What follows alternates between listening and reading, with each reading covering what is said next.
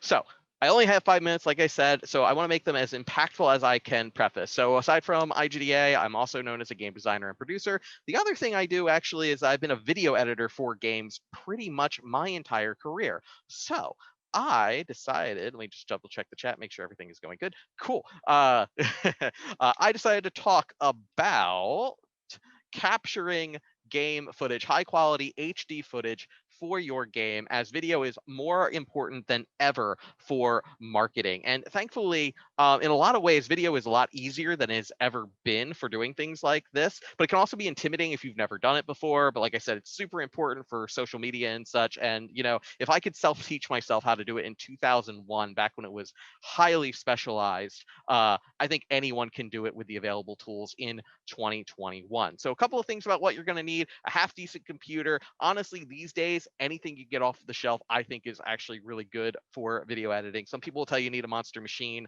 I've got 16 gigs of RAM. RAM is the most important part. And if you're doing game development already, you probably have somewhere in the vicinity of 16 gigs of RAM. That's the most important part, with the exception of the second bullet point. And this is where all of the money is, because like I want to try and make this as cheap as possible, but you need a really big hard drive, 1 terabyte, but probably 4 to 7 terabytes, preferably, is just solely for your video footage, because those, like a couple of second footage can easily get up to be about 10 to 20 gigs. Solid state is preferable because it's faster to edit with, but that's not necessarily as big of, as important as having as big of a hard drive in terms of storage space that you can for all of that footage. For this tutorial, I am using OBS, otherwise known as Open Broadcast Software. Most people think of this in terms of Twitch streaming, but also records footage off of the screen really good, and it's completely free. So as opposed to something like Fraps, which is kind of like what a lot of people used before OBS was a thing, completely free. Also, video editing software. If you're going to be cutting a trailer or putting things together in a sequence, you need video editing software. I use Adobe Premiere, which is really good. I like it. I've used it for over 20 years. But that being said, it is Adobe, so it is not necessarily free. Blender is a great free option. Um, Blender is a great free option otherwise, because it has a lightweight video editing. I don't know if I would cut a whole trailer in it, but it is really good for losing my train of thought. It's really good for, but it's really good for just stringing some things together. Cool. So OBS menu, here it is. If you need to figure out what source you want to record from and do it better, do it in the correct way, other than what I was doing, you hit the plus button down here and add for display capture. I have a bunch of different display captures. I use OBS for a lot of different things. When you're going to select your display, you want to record your game off of your highest resolution monitor. I'm doing 1080p, which is what we are developing the game in, so that is perfectly fine. Let me delete that for you.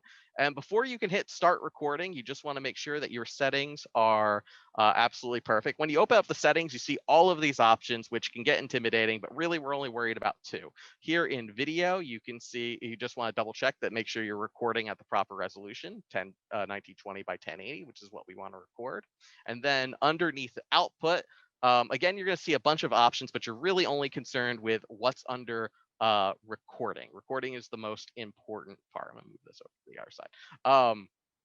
You want to make sure that you have your directory pointed at that large hard drive I mentioned before. And this is the most important part. For recording quality, you need to record everything in lossless quality, at least if you're going to edit the video. Yes, indistinguishable quality means that it's going to be high quality, but you're not going to be able to edit that footage. You're not going to be able to edit easily anyway.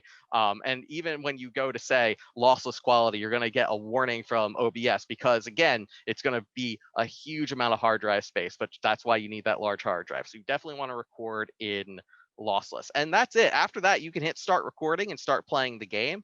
Much like a chef on the Food Network, though, I've already prepared the footage here in Adobe Premiere. So you can see that I've got this nice little 12-second clip of Nemo walking around, attacking things. You can see that I can actually, like, it plays perfectly fine. Like, there's a little bit of lag, but not that much. And I can scrub through it very easily. And again, that's because that's the benefit of using lossless footage as opposed to something that's already pre-compressed.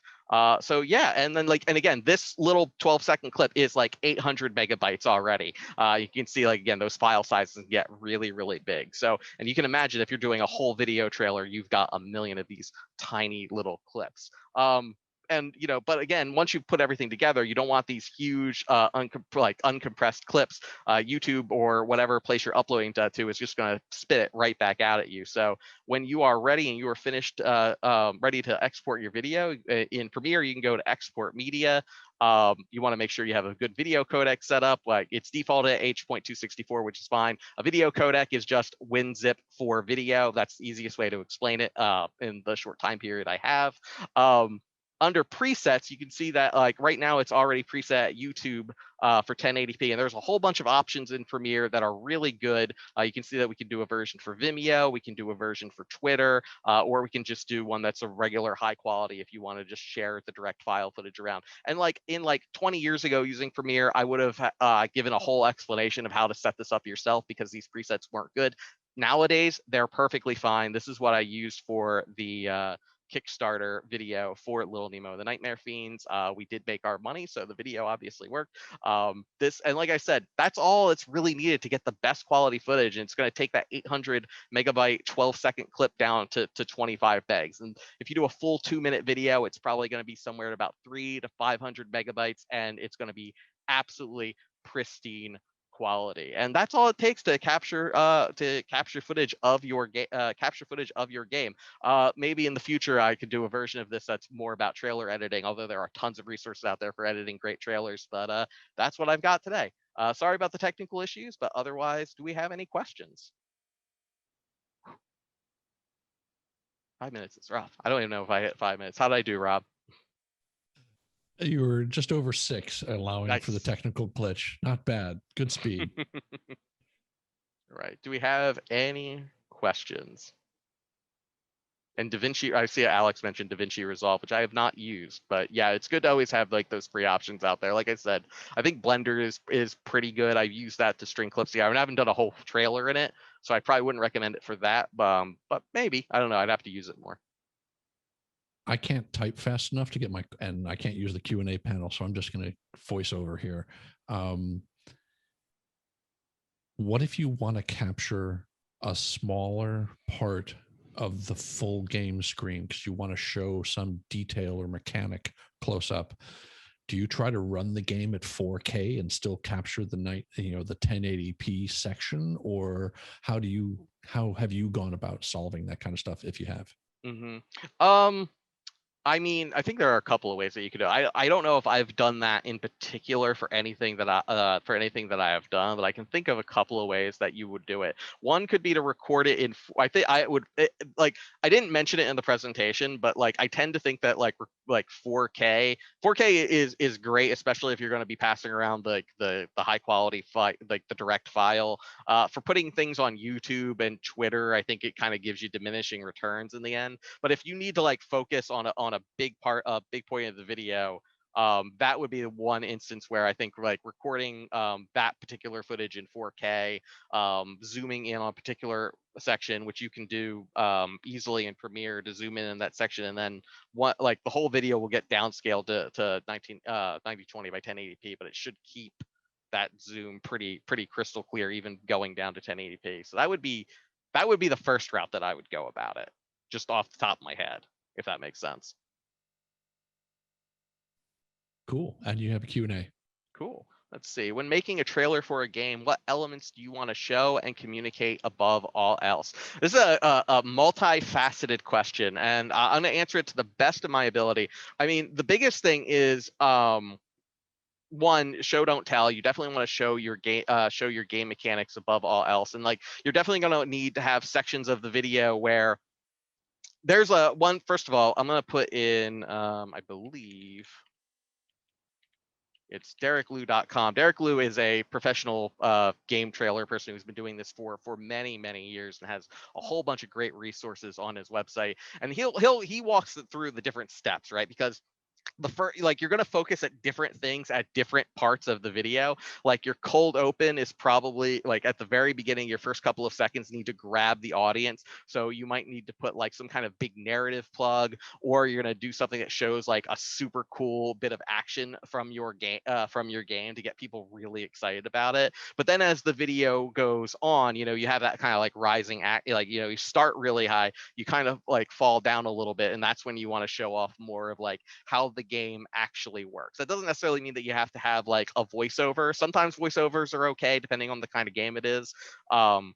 But at the very least, that's when you will probably want to show more of, like, say, your HUD. Normally, like for the cold open and other parts of the trailer, you don't want to show your HUD because it's distracting. It draws the eye away from the gameplay. But then, like, somewhere in the middle, you're going to want to show off those gameplay elements. Maybe you do have a voiceover where you zoom in on it, like in Rob's example. In which case you want to like get people a feeling for how to play the game before you wrap it up.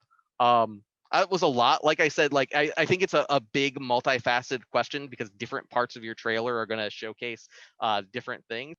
There's also a really great game makers toolkit that I'll also be sure to link. Also, really quickly, one thing that I did forget to mention, you probably saw that in the OBS recording, I had the game up. I was actually recording off of Unity itself within the editor. I actually have an extension for Unity that lets you full screen it. Because otherwise you're going to have to make a build of your game, and you might not be in a place when you're trying to like get your marketing materials together. You might not be in a place where you're ready to make a build. If you want to do complete full screen, you either have to make a build or you need like an extension for it. I'm sure others exist for other game engines, but the asset that I got to the Unity add-on was like $20.